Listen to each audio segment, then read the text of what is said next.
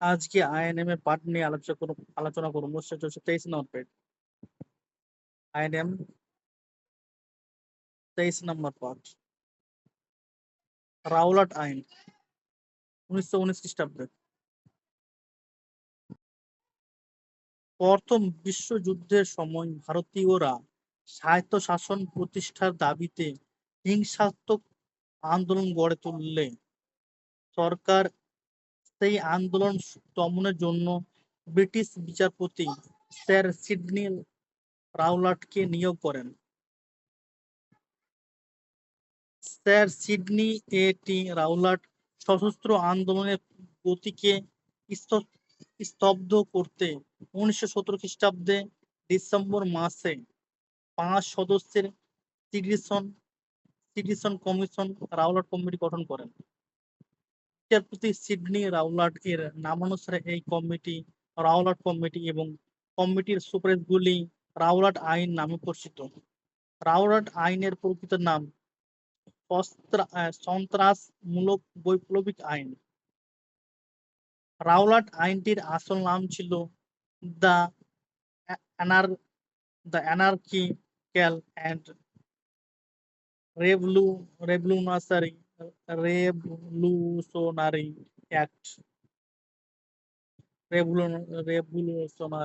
Act.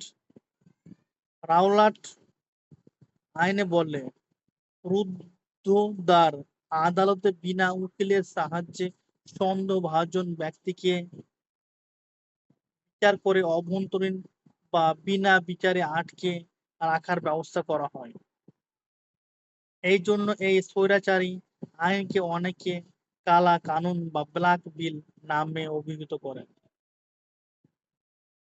1918 খ্রিস্টাব্দে April মাসে এই কমিটি তার প্রতিবেদন পেশ করেন এবং 1919 খ্রিস্টাব্দে 21শে ফেব্রুয়ারি কমিটির সুপারিশগুলি উত্থাপিত হয়। কেন্দ্রীয় আইনসভায় ভারতীয় সদস্যদের এই বিলের বিরোধিতা সত্ত্বেও 1919 খ্রিস্টাব্দে 18ই মার্চ বিলটি আইনে পরিণত হয়, যা কুখ্যাত রাওলাট আইন নামে খ্যাত। রাওলাট আইনের প্রবর্তনের পশ্চাতে যে সকল কারণ বিদ্যমান ছিল তা ভারতকে বিপ্লববাদ দমন করা, প্রথম বিশ্বযুদ্ধের পরবর্তী সময়ে দেশের পরিস্থিতি অগ্নিগর্ভ হয়ে উঠলে তা সামাল দেওয়া, প্রথম বিশ্বযুদ্ধের অবস্থানের ভারত রক্ষা আইনের মেয়াদ শেষ হলে পুনরায় এই ধরনের আইন প্রবর্তন করা, মন্টফোর্ড সংস্কার আইন প্রবর্তনে বিক্ষুব্ধ ইংরেজদের সন্তুষ্টি বিধান করা। রাওলাট আইনের বিভিন্ন উল্লেখযোগ্য ধারা বা শর্তগুলি ছিল এইরকম: ব্রিটিশ বিরোধী যে কোনো কার্যকলাপ দণ্ডনীয় অপরাধ, সন্দেহভাজন ব্যক্তিকে বিনা সতর্কতায় বিনা বিচারে গ্রেফতার বা আটক রাখা যাবে, সন্দেহভাজন ব্যক্তির ঘরবাড়ি বিনা গ্রেফতারি পরোয়ানায় তল্লাশি চালানো যাবে, কোনো সাক্ষ্য প্রমাণ ছাড়াই বিচারকরা বিচারে কাজ করতে পারবেন, অপরাধীদের বিরুদ্ধে বিচারকদের রায়ের উপর কোনো আপিল করা চলবে না, সংবাদপত্রের স্বাধীনতার উপর বিভিন্ন বিধি নিষেধ আরোপ করা হবে। রাওলাট আইন পাস হওয়ার সময় বড়লাটের আইনসভায় ভারতীয় সদস্য শঙ্কুকরণ নায়ার ছিলেন, যিনি একমাত্র এই আইনের বিরুদ্ধে ভোট দিয়েছিলেন এবং প্রতিবাদে তিনি সদস্য পদ ত্যাগ করেন।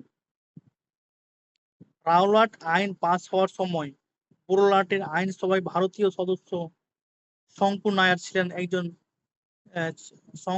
শঙ্কু নায়ার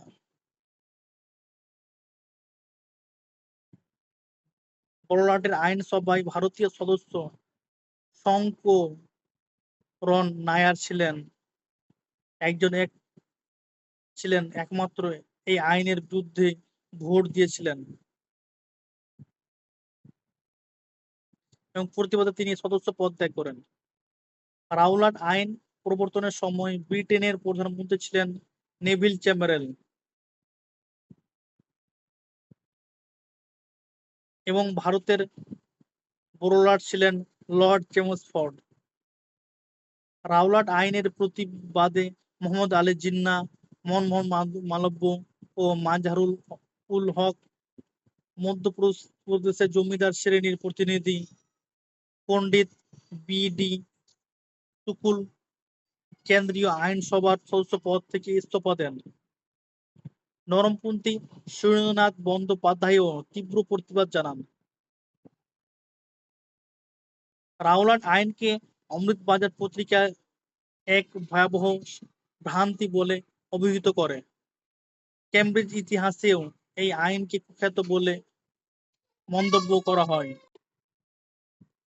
বাংলার বাইরে যে সকল পত্রিকা রাওলাট আইন এর বিরুদ্ধে প্রতিবাদ জানায় সেগুলি হলো: বোম্বাই থেকে প্রকাশিত Bombay chronicle, the Indian social reformer, Kesari, মাদ্রাজি অ্যানিবেশান্তের নিউ ইন্ডিয়া এবং হিন্দু, পাঞ্জাবের দ্য ট্রিবিউন, লাহোরের পাঞ্জাবি, এ ছাড়া মধ্যপ্রদেশ, যুক্তপ্রদেশ ও বেরারের পত্রিকা সমূহ উল্লেখযোগ্য। নিউ ইন্ডিয়া পত্রিকায় এই আইনকে দানবীয় বলে অভিহিত করা হয়। মোহাম্মদ আলী জিন্নাহ রাওলাট আইনের বিরুদ্ধে ক্ষোভ জানিয়ে বলেন, ন্যায় বিচারের মূল আদর্শ ধ্বংস করা হয়েছে এবং যে সময় রাষ্ট্রের নিরাপত্তা বিঘ্নিত হওয়ার কোনো আশঙ্কা নেই, তখনই জনগণের সাংবিধানিক অধিকার কেড়ে নেওয়া হয়। গান্ধীজি রাওলাট আইন সম্পর্কে মন্তব্য করেন, আপিল নেই, উকিল নেই, দলিল নেই, অর্থাৎ যার কোনো রেকর্ড নেই, যার বিরুদ্ধে কোনো উকিলের পরামর্শ নেওয়া বা আদালত আপিল করা যাবে না। গান্ধীজি বলেন, রাওলাট বিল হচ্ছে evidence of a determined policy of repression.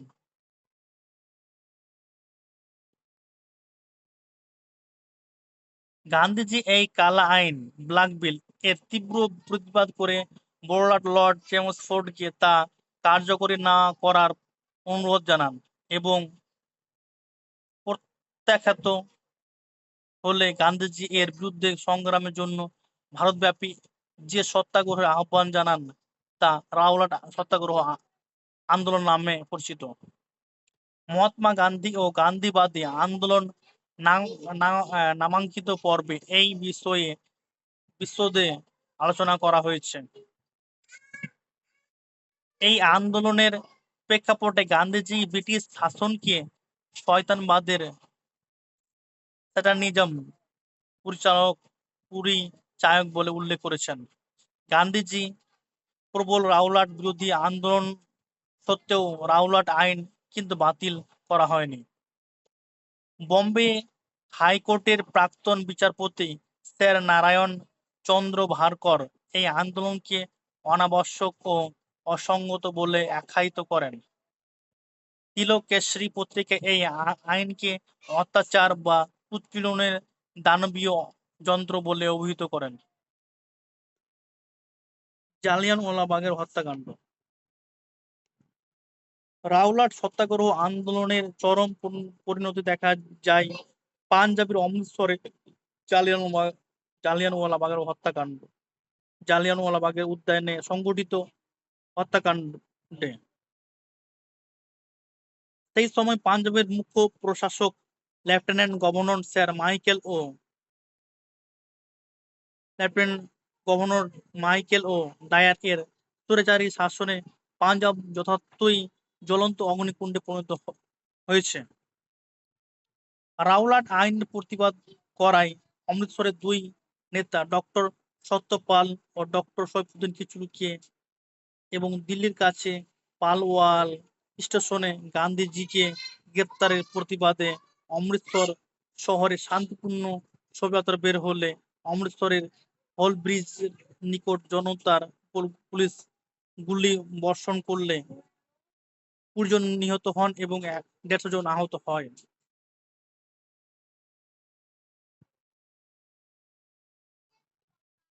উন্মত্ত জনতা ধ্বংসাত্মক কর্মে লিপ্ত হয়ে সরকারি দপ্তর, rail station, bank, post office, telegraph office ও ইংরেজদের বাসস্থানের পুরো আক্রমণ চালাতে থাকলে পাঞ্জাবের lieutenant governor sir Michael O'Dwyer পাঞ্জাবে সামরিক আইন জারি করেন। ১১ এপ্রিল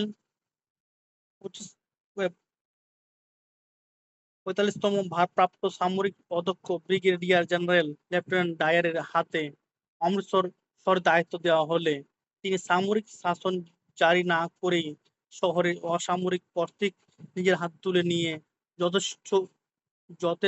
যথেষ্টভাবে গ্রেফতার এবং সমস্ত সভা সমিতির উপর নিষেধাজ্ঞা জারি করেন।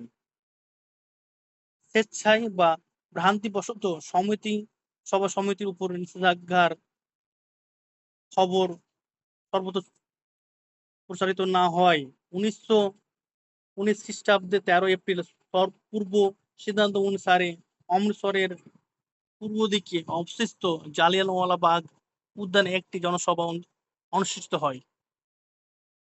জালিয়ানওয়ালাবাগ উদ্যানটির চারপাশে বিরাট অট্টালিকা দিয়ে ঘেরা ছিল এবং প্রবেশের জন্য একটি মাত্র চওড়া পথ ছিল এবং প্রস্থানের জন্য খুব সরু ৪টি গলি ছিল। ১৩ এপ্রিল বৈশাখী উৎসবে যোগ দিয়ে আসা গ্রামের মানুষ সহ প্রায় ১০,০০০ নর-নারী, পুরুষ, বৃদ্ধ-বৃদ্ধা সম্পূর্ণ নিরস্ত্র অবস্থায় বিকেল ৪টা ৩০ নাগাদ সেখানে সমবেত হয়। সভা বন্ধ করার কোনোরকম চেষ্টা না করে, জনসাধারণকে বিন্দুমাত্র সতর্ক না করে বিরাট সেনাবাহিনী নিয়ে সামরিক অধ্যক্ষ জেনারেল ডায়ার সভাস্থলে উপস্থিত হন এবং নির্বিচারে গুলির নির্দেশ দেন। বলাই বাহুল্য ১০০ গজ ব্যবধানে ৫০টি রাইফেলের সাহায্যে টানা ১০ মিনিট ধরে প্রায় ১৬০০ রাউন্ড গুলি নিরস্ত্র প্রায় ১০,০০০ মানুষের উপর নিক্ষেপ করা হয়। সরকারি হিসাবে ৩৭৯ জন নিহত ও ১২০০ জন আহত হয়। বেসরকারি মতে ১,০০০-এরও বেশি নরনারী পশুর মতো হতাহত হয়। পাঞ্জাবের এই রক্তস্নান ভারতের ইতিহাসে জালিয়ানওয়ালাবাগের হত্যাকাণ্ড নামে রক্তক্ষরে লেখা আছে। ওই দিন হত্যাকাণ্ডের পর সামরিক আইন ও সান্ধ্য আইন জারি করার ফলে মৃত দেহগুলি তাদের আত্মীয়রা বাড়ি নিয়ে যেতে পারেননি এবং আহতদের মুখে অন্ন জল পর্যন্ত তুলে দেওয়া যায়নি। শুধুমাত্র অমৃতসর নয়, পাঞ্জাবের অন্যান্য স্থানে পুলিশের নির্মম অত্যাচার চলেছিল। মার্শাল ল কমিশন গঠন করে ২৯৮ জনকে হাজির করলে তাদের মধ্যে ৫১ জনের প্রাণদণ্ড হয়। কবিগুরু রবীন্দ্রনাথ ঠাকুর সরকারের এই বর্বর দমননীতির প্রতিবাদে ব্রিটিশ সরকারের দেওয়া ৩ জুন ১৯১৫ খ্রিস্টাব্দে নাইটহুড উপাধি প্রত্যাগ করে লিখেছিলেন,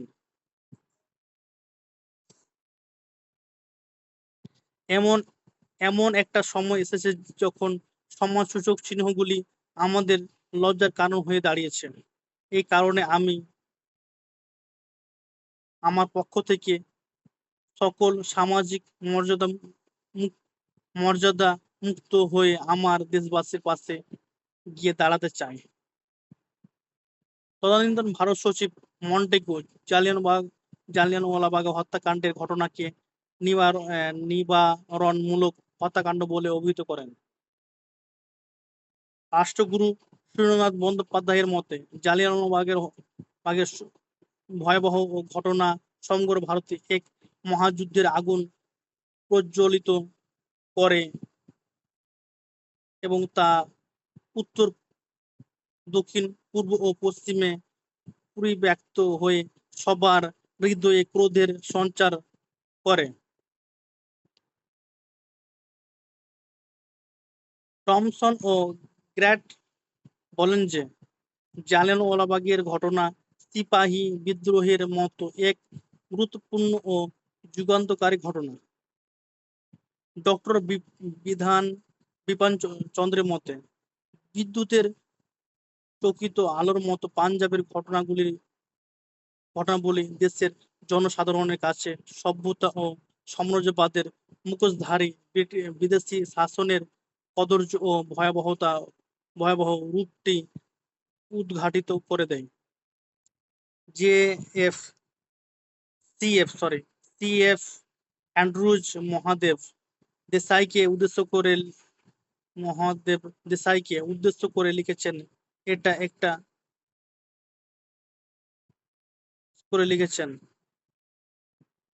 এটা একটা গণহত্যা, কসাইখানার হত্যা। পাঞ্জাব লেফটেন্যান্ট গভর্নর মাইকেল ও ব্রিগেডিয়ার জেনারেল ডায়ার দুজন ভিন্ন ব্যক্তি। Brigadier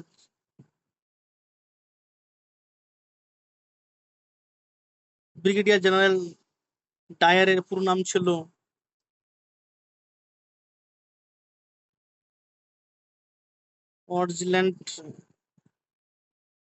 Arnold Harry Dier. প্রাক্তন ব্রিটিশ প্রধানমন্ত্রী এইচ অ্যাসকুইথ মন্তব্য করেন, one of the worst outrage in the whole of our history. প্রখ্যাত ইংরেজ রাষ্ট্রনায়ক উইনস্টন চার্চিলের মতে জালিয়ানওয়ালাবাগের শোচনীয় ঘটনার মতো ঘটনা ব্রিটিশ সাম্রাজ্যে আর কখনোই ঘটেছে বলে আমার মনে হয় না। ব্রিটিশ সাম্রাজ্যের আধুনিক ইতিহাসে এই ঘটনার তুলনা মেলে না। এই ঘটনা অতি অস্বাভাবিক ঘটনা, অতি পাশবিক। স্বীয় বৈশিষ্ট্য এই ঘটনা একক। গান্ধীজি ইয়ং ইন্ডিয়া পত্রিকায় লিখেন, এই শয়তান সরকারের সংশোধন অসম্ভব, একে ধ্বংস করতে হবে। যাই হোক, ভারতবাসীর ক্ষোভ প্রশমনের জন্য ব্রিটিশ সরকার হান্টারের নেতৃত্বে একটি কমিটি গঠন করে 1919 খ্রিস্টাব্দে। এই হান্টার কমিশনে 3 জন ভারতীয় ছিলেন। তারা হলেন স্যার চিমনলাল সেতলবাদ, পণ্ডিত জগৎ নারায়ণ ও সর্দার সুলতান আহমেদ। হান্টার কমিশনে ছিল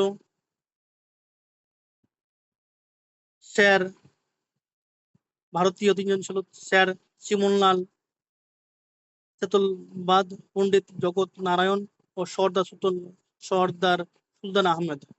হান্টার কমিশনের রিপোর্টের ইংল্যান্ডের লর্ড সভা ব্রিগেডিয়ার জেনারেল হ্যারি ডায়ারকে হত্যা থেকে অব্যাহতি দিয়ে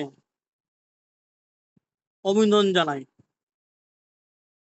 কিন্তু ভারতীয় কংগ্রেস এই হান্টার কমিটিকে বাতিল করে একক উদ্যোগে একটি পৃথক তদন্ত কমিটি গঠন করেন, যার উল্লেখযোগ্য সদস্য হলেন মতিলাল নেহেরু, চিত্তরঞ্জন দাস, ফজলুল হক, M.R. জয়াকার, আব্বাস তৈয়বজি ও মহাত্মা গান্ধী। পরবর্তীকালে মতিলাল নেহেরু সভাপতি নির্বাচিত হলে তার স্থলে M.R. জয়াকার কমিটির সদস্য নির্বাচিত হন।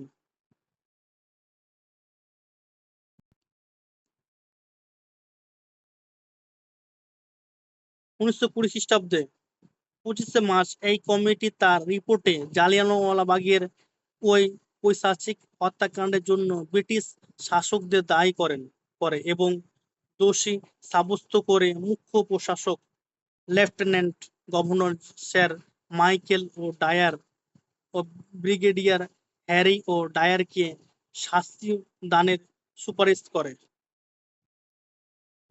1940 খ্রিস্টাব্দে 10শে মার্চ লন্ডনে গুলি করে কুখ্যাত সেনাধ্যক্ষ হ্যারি ও ডায়ারকে হত্যা করেন সর্দার উধম সিং।